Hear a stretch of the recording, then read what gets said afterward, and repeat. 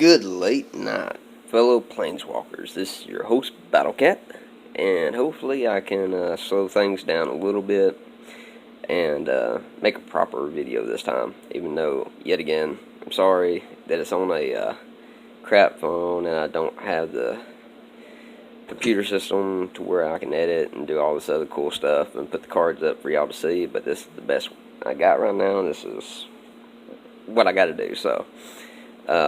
But anyways, we was talking about earlier about pre-release. Last thing I mentioned was getting, I believe it was, I probably have to go back and watch it, was setting out your color setting out your colors in separate piles. Okay. And once you do that, you want to look at your curve, your mana curve. What do you want to be curving into?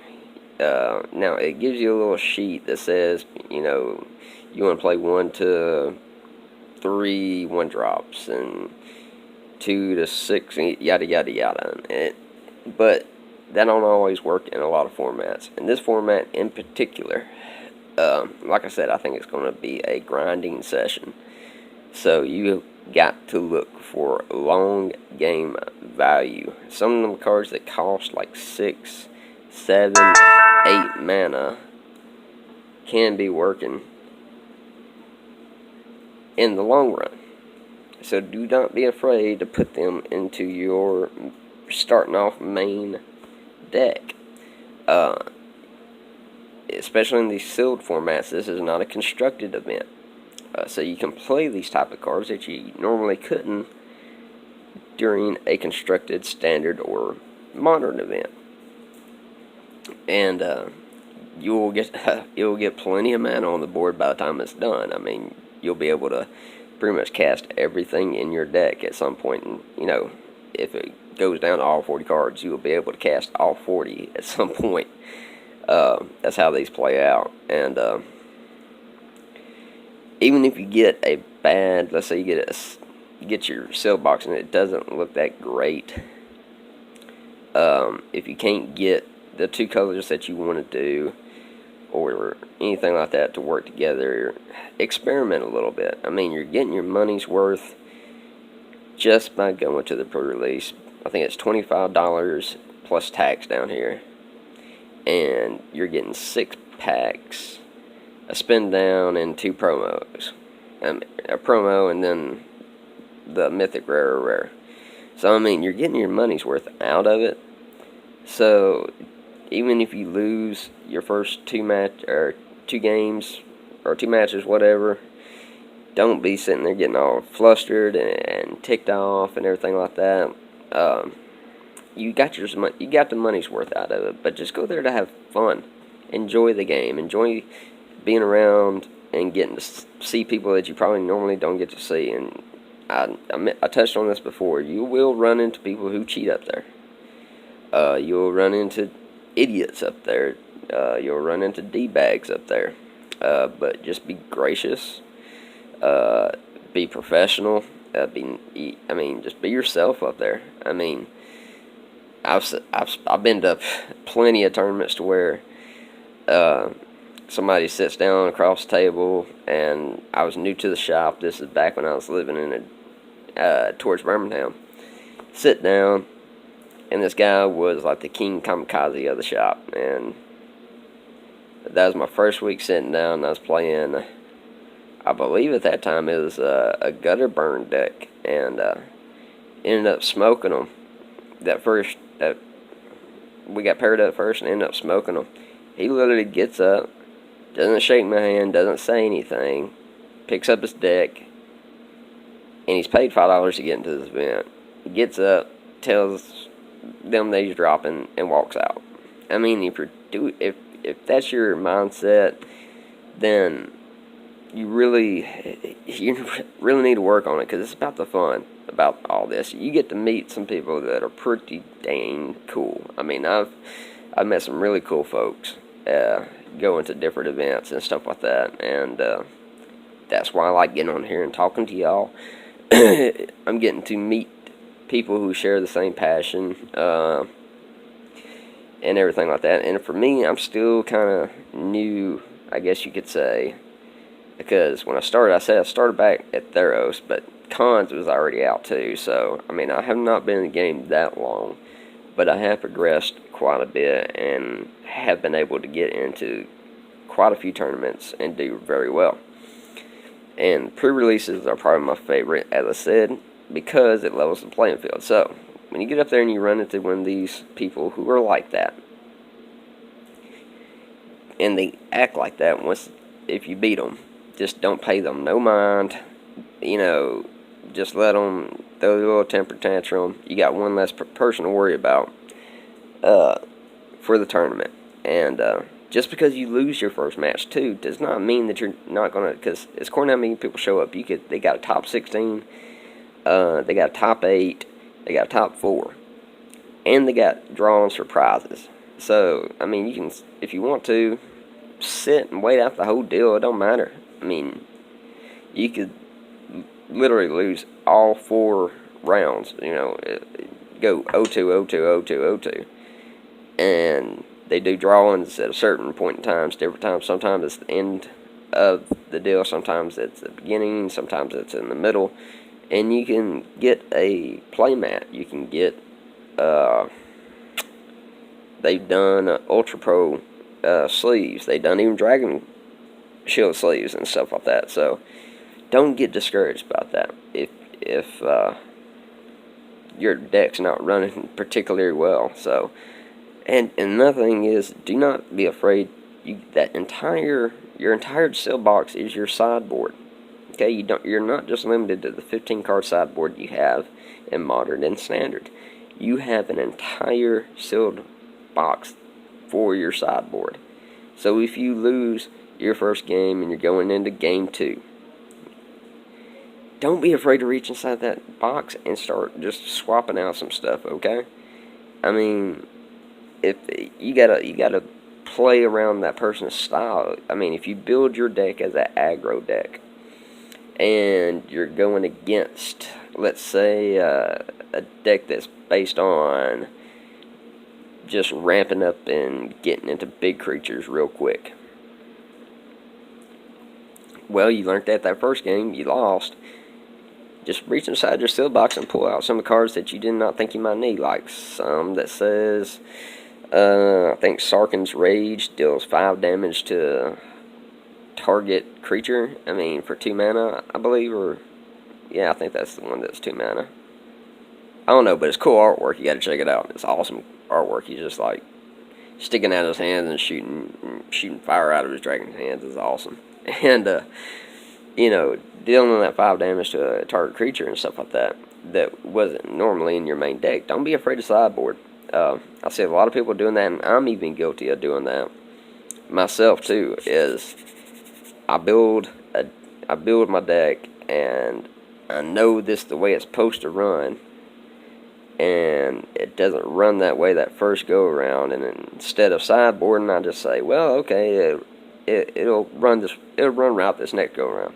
Sometimes it don't. I mean, it happens, but do not be afraid to experiment and sideboard in some stuff. I guess as far as advice goes, don't be going in there nervous, because, like I said, it's a level playing field. You do not have somebody in there that just dropped $500 to $600 on a deck that you're playing in a Modern or a Standard event. Okay, everybody has a sealed box, and whatever they got to work with is what they got to work with. So don't be intimidated by nobody, and be afraid. Communicate with some people that are around in between rounds and stuff. Talk to a few folks. You can get a little bit of information off of what they played against, what they saw. What cards that you didn't see in the player that you just played. This is what I do. I go in between matches. I talk to a few folks, and I'll be like, well, what happened in your first match? And they'll tell me, and I'll be like, well, what kind of cards was the guy using and stuff like that. I'll pick up info as I'm going along throughout the tournament. And since they got the board on our LGS, who they're paired up against, And so I can look at the name and talk to the person, and if I run into the player that he just played, I got a pretty good idea of what his deck's going to be doing. And that's how I pick up info for that. And there's nothing wrong with that. So go ahead and do that. I mean, a lot of these people that are doing these pre-release guides have got a lot better equipment than I do. I got literally a phone that is cracked all to pieces right now from my little boy dropping it. And I keep it pointed at this beautiful map because if I turn it to my face anymore, I think it's going to crack some more. So I'm going to leave it. I'm going to leave it on the Battle Cat mat. But yeah, just don't be afraid to experiment during this. Like I said, you're getting your money's worth, so just have fun with it. But definitely sleeve your lands before you leave, though. That is I cannot stress that enough. I probably said it 18 times already, but that does save time. And the card synergy. I think earlier in my video I was doing real quick, I said blue and white look probably the two best color combinations together. I was mistaken. I said it wrong. Black and white looks like the best combo of colors that I've seen. Black's got excellent removal. It's got some pretty good creatures. It's got a lot of mass ability to where you put out your little 0/0 zombie, and it can just basically sit out there as a blocker, and or you can build it up, and eventually you got a 6 or 7 power creature on board that they got to deal with, you know. So there's nothing wrong with that. And white has actually got some pretty good solid pieces as well. It's got life gain in it. It's got some evasion in both colors. You got flyers like the Pegasus. Every set has a Pegasus in it, and it gives your other when it attacks, it gives another creature of yours flying as well. And that's another key point into when you go into a sealed environment is look for evasion.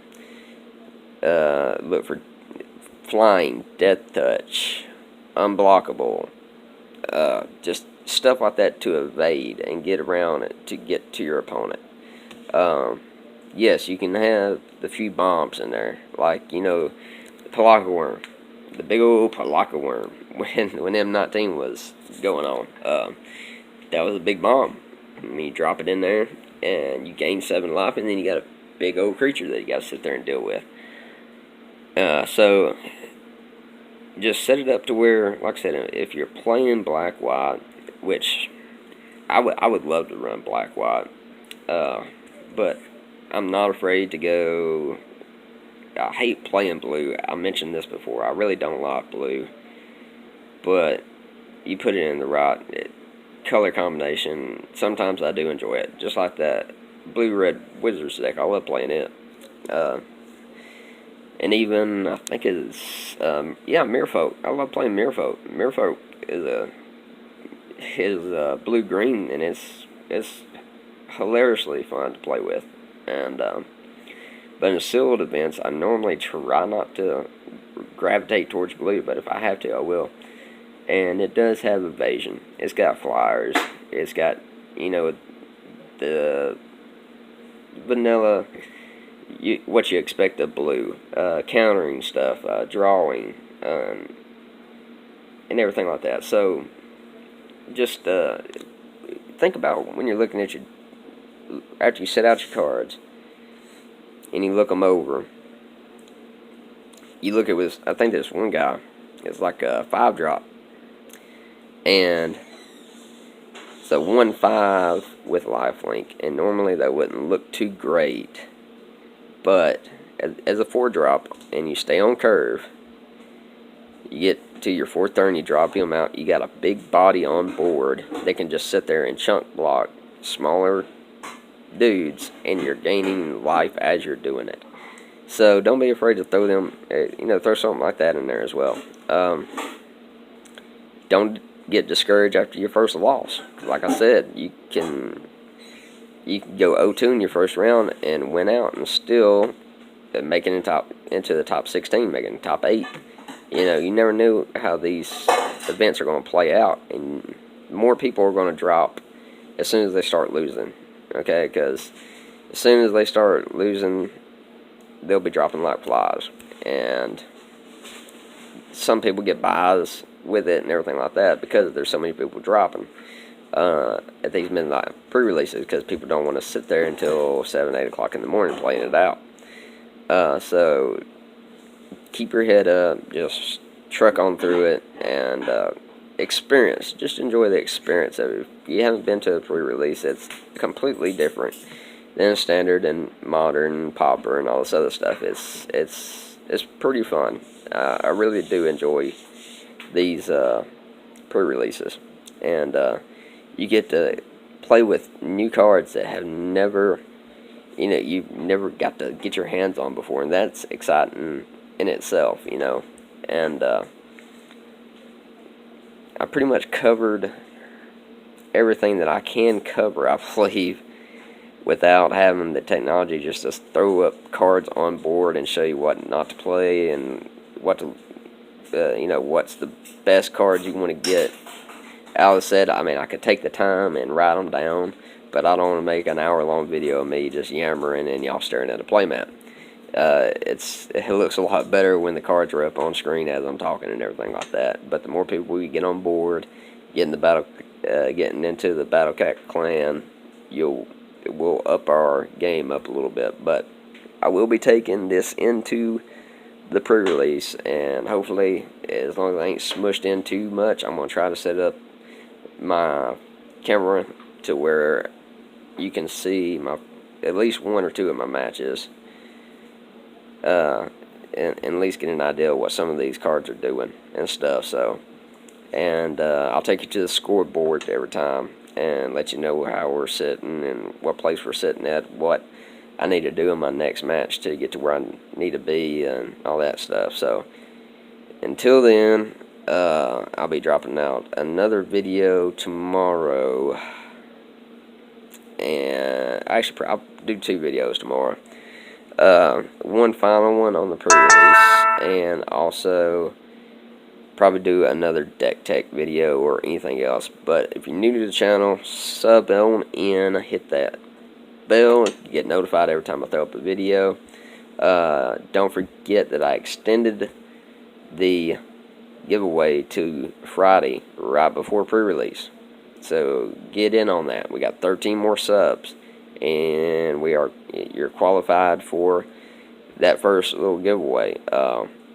So all you gotta do is like, subscribe, share, and drop a comment down below and hashtag your favorite Planeswalker. That's all you gotta do.